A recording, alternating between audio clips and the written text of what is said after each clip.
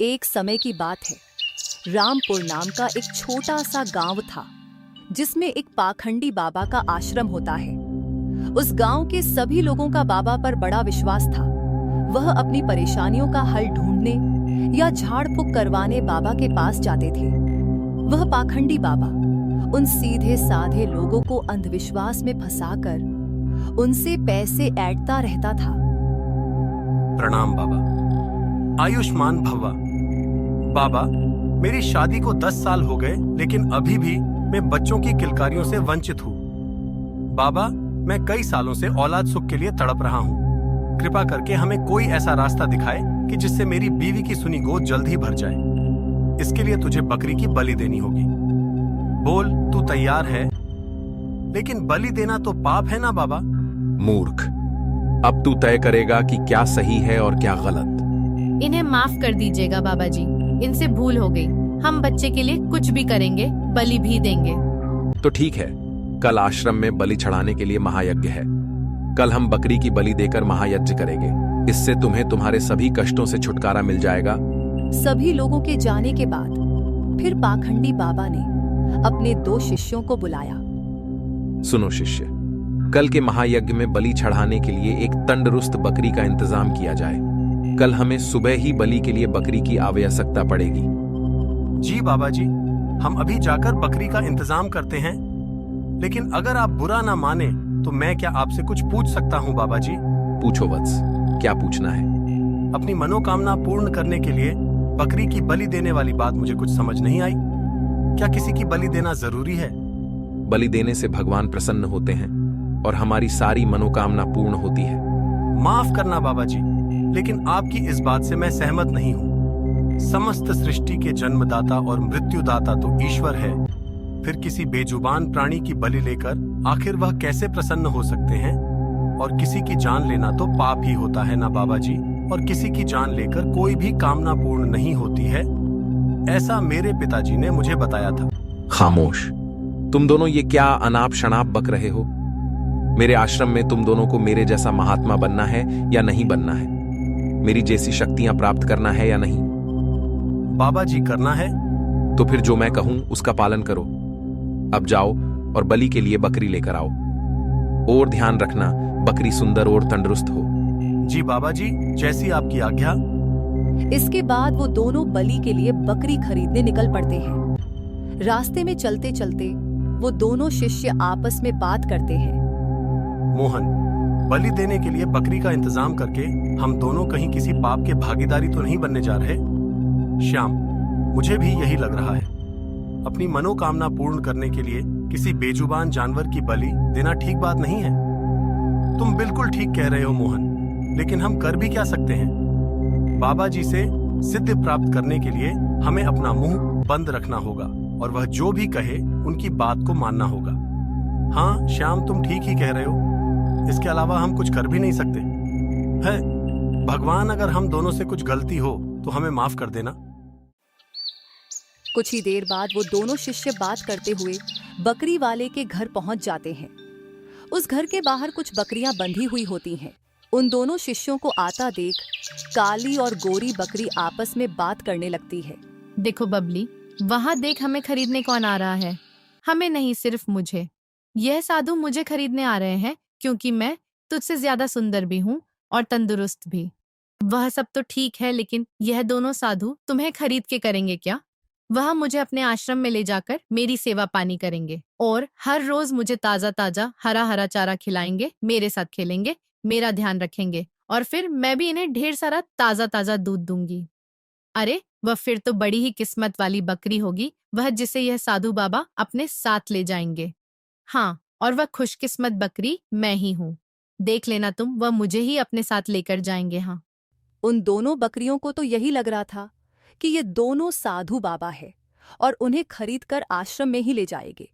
मगर वह इस बात से बिल्कुल अनजान थी कि यह पाखंडी बाबा के 2 शिष्य थे और वह तो बकरी बलि देने के लिए लेकर जाने वाले हैं।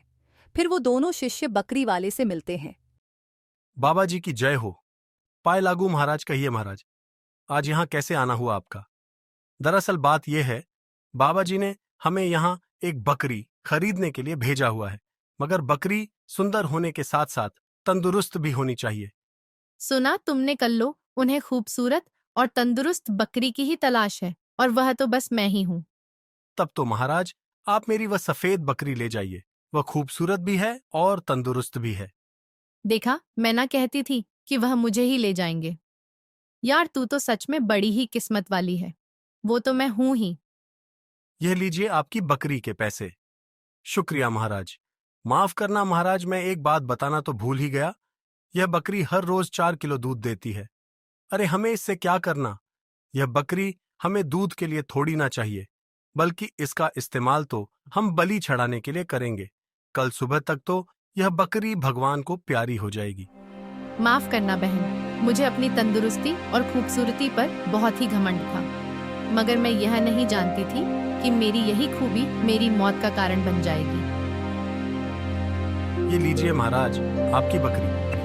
कुछ ही देर में वो दोनों बकरी को लेकर बाबा जी के आश्रम में पहुंच गए। बाबा जी की जय। बाबा, हम ये बकरी ले आए। अब कल सुबह ही तुम इस बकरी को स्नान करवाकर बलि के लिए हाजिर करना। सुबह होती है। वो दोनों शिष्य बकरी को नहलाने के लिए पास ही के एक तालाब में जाते हैं। कल इस बकरी का आखिरी दिन है, यह बात सोचकर ही मुझे रात भर नींद नहीं आई। लेकिन हम कर भी क्या सकते हैं? बाबा जी का हुक्म टाल भी तो नहीं सकते ना। अगर मेरा बस चले तो मैं अभी इसे रिहा कर दूं, पर क्या करूं, मजबूर हूं। दोनों की बातें बकरी बड़े ध्यान से सुनती है, और यह जानकर कि बाबा जी के शिष्य उसकी बलि देने के खिलाफ है, उसकी जान में जान आई। चुपचाप मौत को गले लगाने से अच्छा है कि एक बार उससे डटकर मुकाबला किया जाए। बकरी को नहलाने के बाद जैसे ही वो दोनों बकरी को आश्रम की ओर लेकर चलते हैं, तभी रास्ते में बकरी ने उनसे कहा, आप दोनों की बातें सुनकर मुझे ऐसा लगा कि आप दोनों भले इंसान हो, इसलिए मैंने सोचा कि मरने से पहले आप दोनों से एक बात साझा करके ही मरूं। अच्छा, वो क्या बात है? मैं जानती हूं कि आज मेरी बलि देकर मुझे मार दिया जाएगा, लेकिन फिर भी मैं आज बहुत खुश हूं, क्योंकि मुझे तुम्हारे उस बाबा जी पर हंसी आ रही है। बकरी को पहले हंसता और फिर रोते हुए देखकर दोनों को आश्चर्य हुआ। तभी पहले शिष्य ने बकरी से पूछा, सुनो बकरी, आज तुम्हें मार दिया जाएगा। ये जानते हुए भी तुम पहले हंसने लगी और फिर अचानक ही तुम रोने लगी। ये बात हमें कुछ समझ नहीं आई। बताओ तो, तुमने आखिर ऐसा क्यों किया? यह एक राज की बात है, और मेरी मौत के बाद तुम्हें इस बात का पता चल जाएगा। उसके बाद वो तीनों आश्रम लौट जाते हैं। आश्रम पहुंचने के बाद वो दोनों शिष्य बाबा को सारी बातें बताते हैं। बाबा जी, आज एक अजीब घटना घटी। कैसी घटना? ये बकरी आज आप पर जोर जोर से पहले तो हंसने लगी, इसकी इतनी जुर्रत यह मुझ पर हंसी? फिर जोर जोर से रोने लगी। और जब हमने उससे इसके बारे में पूछा तो उसने कहा कि ये एक राज की बात है। राज की बात? कैसी राज की बात? वो तो इसने नहीं बताया बाबा जी। ए बकरी, जल्दी से बता, वो कौन सी राज की बात है? आपको मेरी बलि देनी है तो शौक से दीजिए। ए बकरी, हंस क्यों रही थी? जल्दी बता। सच्चाई सुन पाओगे बाबा जी आप। मौत मेरे सामने खड़ी है, लेकिन फिर भी मैं हंस रही हूं। इसकी सबसे बड़ी वजह है मेरी बलि। जैसे ही तुम मेरी बलि दोगे तो मैं श्राप से मुक्त हो जाऊंगी। कैसा श्राप? और रो किस लिए रही थी? पिछले जन्म में मैंने एक बकरी की बलि चढ़ाई थी, तब भगवान ने मुझसे नाराज होकर मुझे बकरी बनने की सजा दी थी। अब आप मेरी बलि दोगे तो आप शापित हो जाओगे। फिर अगले जन्म में मैं इंसान बन जाऊंगी और आप बकरी बन जाओगे। इसी वजह से मैं यह बात सोच सोच कर हंस रही थी। बकरी की बात सुनकर बाबा उसकी बातों में आ गया। उसे अपने अगले जन्म की चिंता सताने लगी। फिर बाबा ने कसम खाई कि वह कभी भी बकरी की बलि नहीं चढ़ाएगा। शिष्यों, आज से हमारे आश्रम में किसी भी तरह की बलि नहीं दी जाएगी। आज से यह बकरी हमारी प्रिय बकरी होगी। इसको साफ सुथरी जगह पर रखा जाए। हर रोज इसको ताजा ताजा चारा खिलाया जाए। इसको बाहर घुमाने लेकर जाओ और इसकी खूब सेवा पानी करो। ये सुनते ही बकरी बहुत खुश हो जाती है। इस तरह उस चतुर बकरी ने मुश्किल समय में किस तरह अपनी अक्ल का इस्तेमाल करके अपनी जान बचाई और समाज को यह संदेश दिया कि मुश्किल घड़ी में हमें घबराना नहीं चाहिए। अपने साहस और चतुराई से हर मुश्किल का सामना डटकर करना चाहिए। एक समय की बात है, कपिल नाम का एक ऑटो वाला ऑटो चलाया करता था। उसकी बीवी राधिका और 6 साल का बेटा राजू था। वह अपने परिवार के साथ हंसी खुशी जिंदगी बसर कर रहे थे। अजी सुनती हो?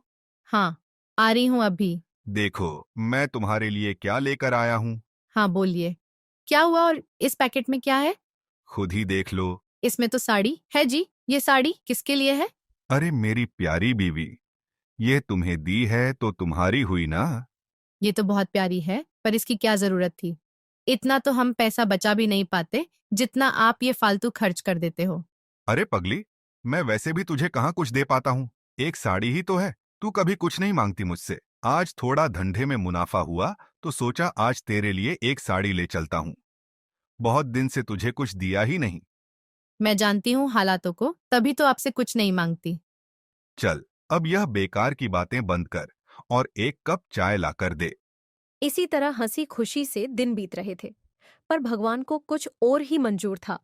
अचानक से कपिल की पत्नी राधिका बीमार हो जाती है और उससे अस्पताल में भर्ती करना पड़ता है। डॉक्टर की फीस और दवाइयाँ के पैसे देते देते कपिल को अपना ऑटो बेचना पड़ जाता है। अब तो मेरे पास पैसे भी खत्म हो गए और राधिका की तबीयत में कोई सुधार भी नहीं हो रहा। अब पैसे कहाँ से आएंगे? राधिका को इस हालत में नहीं देखा जाता। ऐसा करता हूँ, अपना ऑटो बेच देता हूँ। कपिल ये सोचकर अपनी ऑटो लेकर एक दुकान पर पहुंचता है। भाई, मुझे यह ऑटो बेचना है। क्यों भाई, इस ऑटो में कोई खराबी है? ऑटो में कोई खराबी नहीं है। मुझे पैसों की सख्त जरूरत है। मेरी बीवी बहुत बीमार है, इसलिए मुझे ऑटो बेचना पड़ रहा है। अरे भाई, अगर ऑटो बेच दोगे तो घर का खर्चा कैसे चलाओगे? हाँ, पर बीवी की तबीयत भी तो देखनी है। उसकी दवाइयों के लिए मेरे पास पैसे नहीं हैं और मुझे कुछ समझ में नहीं आ रहा है कि अब क्या करूं। अरे भाई, एक काम कर सकते हो। तुम ऑटो बेचकर एक साइकिल रिक्शा ले लो, जिससे कुछ पैसे भी मिल जाएंगे और तुम्हारा गुजारा भी हो जाएगा। बात तो तुम सही कह रहे हो भाई। कपिल बात मान जाता है। कपिल अपना ऑटो बेचकर एक साइकिल रिक्शा ले लेता है और दिन रात उस पर मेहनत करता है। उधर कपिल की पत्नी की तबीयत और ज्यादा बिगड़ने लगती है और वो उसे हॉस्पिटल लेकर जाता है। डॉक्टर साहब, मेरी पत्नी को एक बार देख लीजिए। उसकी तबीयत बहुत खराब है। ठीक है, इसे मेरे केबिन में लेकर आओ। कपिल राधिका को डॉक्टर के केबिन में लेकर जाता है। इनकी तबीयत बहुत खराब है। आप यह इंजेक्शन जल्दी से लेकर आइए, वरना इनकी हालत और बिगड़ जाएगी और मैं कुछ नहीं कर पाऊंगा। कपिल के पास पैसे नहीं थे। थोड़े से पैसे लेकर कपिल दवाई की दुकान पर जाता है और इंजेक्शन लेने के लिए पैसे देता है। इनमें तो 20 रुपए कम है। भाई, मुझे इंजेक्शन दे दो। मेरी बीवी की तबीयत बहुत खराब है। पहले पूरे पैसे लेकर आओ। प्लीज मुझे यह इंजेक्शन दे दो, नहीं तो मेरी बीवी मर जाएगी। भाई, मेरे पास यही पैसे हैं और मुझे इंजेक्शन की बहुत जरूरत है। कपिल उसी दुकान के बाहर रोने लग जाता है। उस दुकान वाले से रोते रोते अपनी बीवी के लिए इंजेक्शन मांग रहा होता है, लेकिन वह दुकान वाला बहुत लालची था। वह कपिल को वहां से भगा देता है। कपिल बिना इंजेक्शन के ही वापस आ जाता है और वह जब तक अस्पताल पहुंचता है, उसकी बीवी का देहांत हो जाता है। कपिल बहुत दुखी हो जाता है और वहीं खड़े खड़े रोने लग जाता है। कुछ दिन ऐसे ही बीतते हैं। कपिल अपने बेटे के साथ रहने लगता है। उधर दुकानदार, जिसका नाम मांगीलाल था, जहां कपिल के पास पैसे न होने पर उसने कपिल को धक्का देकर भगा दिया था। वह एक बहुत ही लालची दुकानदार था। वह दवाइयों से बहुत पैसा कमाता था, इसीलिए उसने अपनी बहुत जायदाद कर ली थी। आजकल धंधे में बहुत कमाई हो रही है। हर माल में मुनाफा हो रहा है। अब एक काम करता हूं, एक मकान और ले लेता हूं। मांगीलाल घर पहुंचता है और मकान लेने की सोचता है। तभी मांगीलाल को अपने बेटे की आवाज सुनाई देती है। वो भागकर जाता है तो देखता है कि उसका बेटा जमीन पर बेहोश पड़ा है। वह अपने बेटे को लेकर अस्पताल पहुंचता है। डॉक्टर साहब, देखो मेरे बेटे को क्या हो गया है। ये बेहोश कैसे हो गया? पता नहीं, जब मैं इसके पास गया तो ये बेहोश पड़ा हुआ था। मुझे इसका चेकअप करना होगा। डॉक्टर उसका चेकअप करता है। क्या हुआ डॉक्टर? मेरा बेटा ठीक तो है ना? आप जरा तसल्ली रखें। डॉक्टर साहब, ऐसा आप क्यों कह रहे हैं? मुझे बहुत दुख के साथ कहना पड़ रहा है कि आपके बेटे को कैंसर है। मांगीलाल के पैरों तले जमीन खिसक जाती है। ये क्या कह रहे हो डॉक्टर साहब? ऐसा कैसे हो गया? अब क्या कर सकते हैं? मेरा बेटा ठीक तो हो जाएगा ना? हाँ, उसके लिए कुछ महंगी दवाइयाँ जरूरी हैं और कुछ टाइम इलाज करना पड़ेगा और आपको थोड़ा सब्र रखना पड़ेगा। मांगीलाल अपने बेटे का इलाज करवाना शुरू कर देता है। इस इलाज में बहुत पैसा लगता है, पर उसका बेटा ठीक नहीं होता। एक दिन उसके बेटे की तबीयत ज्यादा खराब हो जाती है तो डॉक्टर उसे दवाई लेने के लिए भेजते हैं। जैसे ही दवाइयों की दुकान पर जाता है, अरे भाई, मुझे ये दवाई जल्दी से दे दो। ये दवाई तो बहुत महंगी है, क्या तुम्हारे पास इतने पैसे हैं? मांगीलाल अपनी सारी जमीन, जायदाद और दुकान तक गवा चुका था उसके इलाज में। अब उसके पास कुछ भी नहीं था। सिर्फ चंद रुपयों के अलावा वह अपने सारे पैसे उसको दिखाता है और कहता है कि मेरे पास ज्यादा नहीं है, बस यही रुपए हैं। इतने में दवाई नहीं आएगी, 50 रुपए और चाहिए। पर भाई, मेरे पास इतने ही पैसे हैं। तो दवाई नहीं मिलेगी, जाओ और पैसे लेकर आओ। मेरा बेटा बहुत बीमार है। मैं आपके 50 रुपए जल्दी ही चुका दूंगा। चलो हटो, निकलो यहाँ से। तुम्हारे जैसे रोज आते हैं। मांगीलाल को पता था कि यह दवाई बहुत सस्ती है और दुकानदार इसे बहुत महंगी बेच रहा है। मांगीलाल उस दुकान वाले से रो रो कर दवाई मांगने लगता है और तभी उसको वो दिन याद आता है जब उसने भी किसी जरूरतमंद को सिर्फ 20 रुपए के लिए दवाई नहीं दी थी। वह अपनी गलती मानता है और समझ जाता है कि करने का फल तो भुगतना ही पड़ता है और मांगीलाल बहुत रोता है। तभी दुकान वाला मांगीलाल की हालत देख उसके पास आता है और उसको दवाई दे देता है। मांगीलाल को दवाई के कारण अब बहुत देर हो चुकी होती है। अब कुछ देर में अस्पताल नहीं पहुंचा तो उसके बेटे का बचना मुश्किल था। मांगीलाल भागते हुए जाने लगता है, लेकिन उसे पता था कि वह ऐसे नहीं पहुंच पाएगा, इसीलिए कई लोगों से अस्पताल छोड़ने को कहता है। लेकिन उसके पास पैसे न होने पर कोई भी उसको अपनी गाड़ी में नहीं बिठाता है। मांगीलाल पैदल ही तेज रफ्तार से अस्पताल की ओर जाने लगता है। तभी उससे पत्थर से ठोकर लगती है और वो गिर जाता है। तभी एक रिक्शे वाला उसे आकर थाम लेता है। वह वही रिक्शे वाला होता है जिसको दवाई देने के लिए मांगीलाल ने मना कर दिया था। लेकिन फिर भी वह अपने रिक्शे में मांगीलाल को बिठा लेता है और पूछता है, भाई तुम्हें कहाँ छोड़ दूं? मेरा बेटा अस्पताल में है। मुझे वहां जल्दी पहुंचना है, लेकिन मेरे पास पैसे नहीं हैं। कोई बात नहीं, आप परेशान ना हो, सब ठीक हो जाएगा। मैं आपको वहां बिना पैसों के छोड़ दूंगा। मांगीलाल बैठे बैठे बस अपने की पर पछता रहा होता है। उसका लालच उसके सामने आ रहा था। वो अपने की पर बहुत पछता रहा था, पर समय निकल चुका था। मांगीलाल हॉस्पिटल पहुंचता है और वहां जाकर दवाई डॉक्टर को दे देता है। वहां उसके बेटे की तबीयत और खराब हो रही होती है। यह सब उससे देखा नहीं जाता और उसकी आंखों से आंसुओं की धारा निकल पड़ती है। तभी उसको भगवान की मूर्ति दिखाई पड़ती है। वह मूर्ति के पास जाता है। भगवान, मेरे कर्मों की सजा मेरे बच्चे को मत दो। जो सजा देनी है मुझे दे दो, पर मेरे बच्चे को बख्श दो। और यह कहकर वह फूट फूट कर रोने लगता है। तभी डॉक्टर वहां आते हैं और बताते हैं कि उनका बेटा अब ठीक है। मांगीलाल राहत की सांस लेता है और उसके कुछ समय बाद मांगीलाल का बेटा ठीक होकर घर आ जाता है।